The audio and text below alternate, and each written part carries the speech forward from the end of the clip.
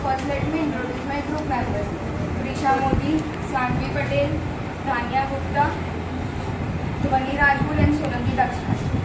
So first, before starting our explanation, I would like to give one thought. History is not just about the past, it is a mirror that guides our future.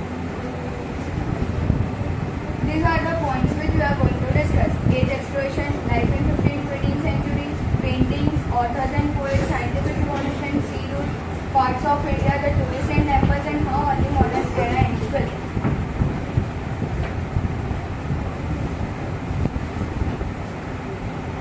So now let's continue with introduction. Today we gather to explore the early modern period from 15th to 18th century, a time that reshaped the world in a remarkable way. This period witnessed the rise and the fall of great empires, major development in trade, art and science. It was the discovery and the invention that laid the foundation for the modern world we live in today. Now let's move to the age exploration. As we know, it was a period of significant maritime exploration and the discovery. It was an era in which European explorers ventured into the unknown, discovering new lands and foundation for the modern world we live in today. European nations saw new trade routes to Asia, Africa and America, leading to access valuable resources and the market. Now let's move to the notable exploration. As you can see the picture of Christopher Columbus, 1492 voyage to the Americas, Spain by the sponsor by Spain marked the beginning of European exploration in the New World. As you can see the picture of Vasco da Gama, his journey in 1498 opened a sea route from Europe to India, transforming trade with Asia. Now let's learn the lifestyle. Life in 15th to 18th century was marked by profound social, economic and cultural transformation much of the world. People daily were greatly dependent on where they live, their occupation and the social class they belong to. Family was together in the field and farming method and has been passed for the generations. At the same time, skilled craftsmen and artisans played an important role by producing textile, tools and other goods essential for daily living. Now I would like to call Dhanya. She will explain about paintings. Now I'm going to speak about painting. The 15th century was a period of great culture and artistic transformation in the world. This was the strong global and national painting, and you can see the pictures and the decoration of paint and the styling, Japan and other part of Asia. Here are the pictures. The European and 15th to 17th century art such as Leonardo da Vinci, Mona Lisa, Raphael. Famous masterpieces from this era, Leonardo da Vinci, who has painted the world famous Mona Lisa and Raphael, the school of X. Now I would like to call Prisha to continue the speech. Now, do you know students, I am going to explain about the great poets and great authors. So now let's start. Great authors and poets transform this literature, immensely learning by and writing by early humanist writers. In 16th century brought Shakespeare and others who explored the humans by poetry and drama. In 17th century writer like Milton brought in 17th century writer like Milton had a depth with powerful reflective works. Now I would like to call Tanya to continue the speech. Now I am going to speak about scientific revolution. This was very important period in history when people started to think differently about the world around them. Instead of being everything told by church or old books, scientists did also experiment and find answers to the science and reason. One of the first scientists was Nicholas Copernicus. He said that sun is at the center of the solar system, as you can see in the model. Another great scientist, later Galileo used a telescope to prove that Copernicus was right.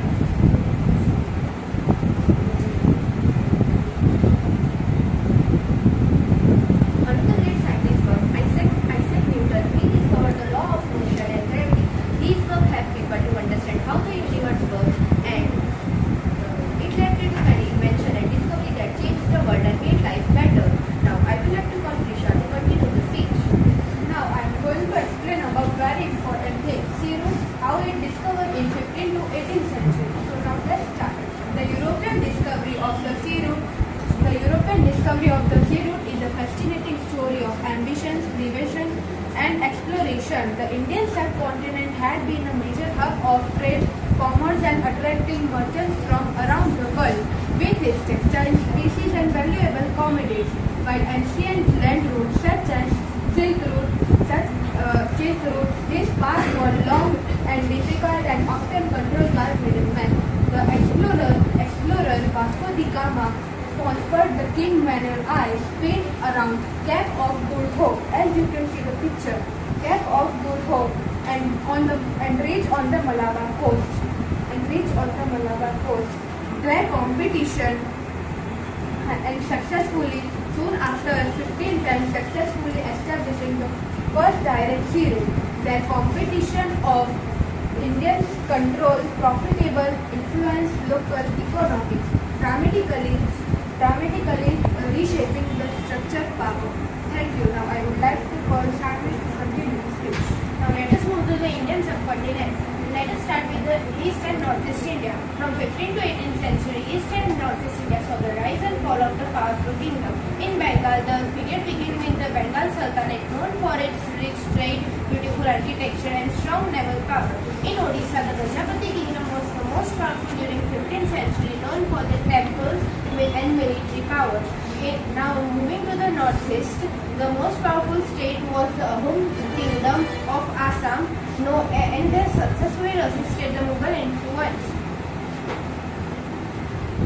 Now let us move to the West India. From 15th to 18th century, West India saw the great changes.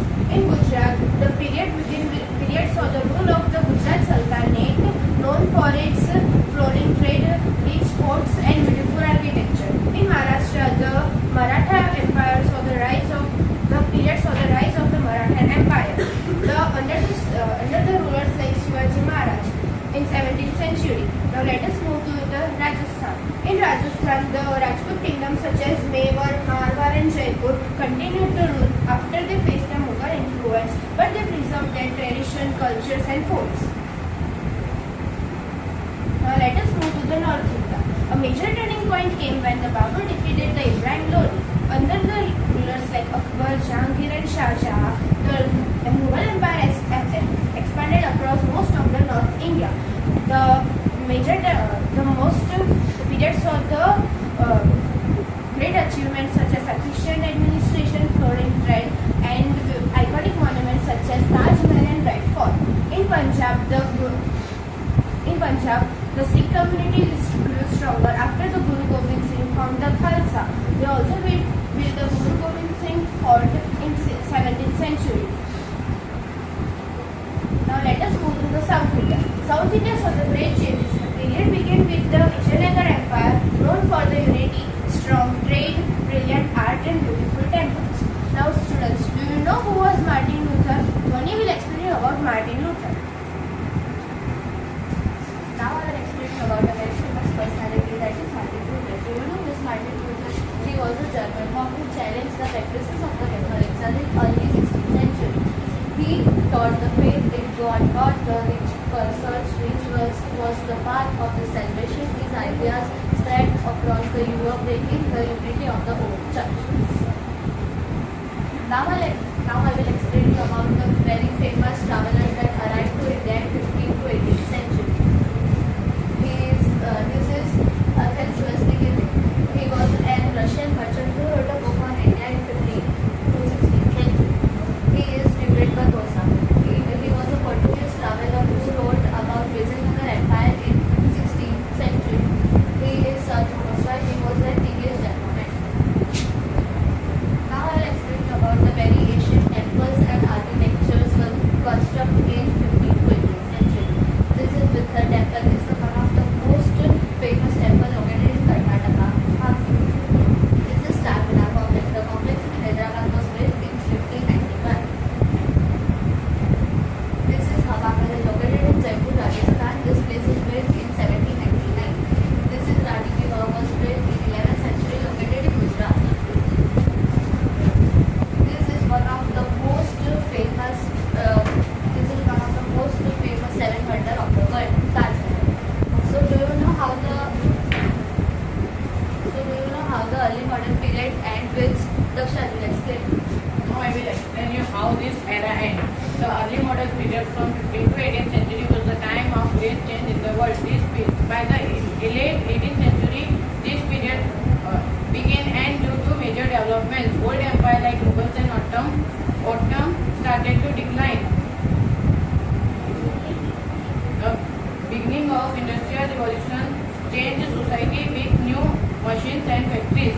Important revolutions such as America and French also weakened old system. Now all these change together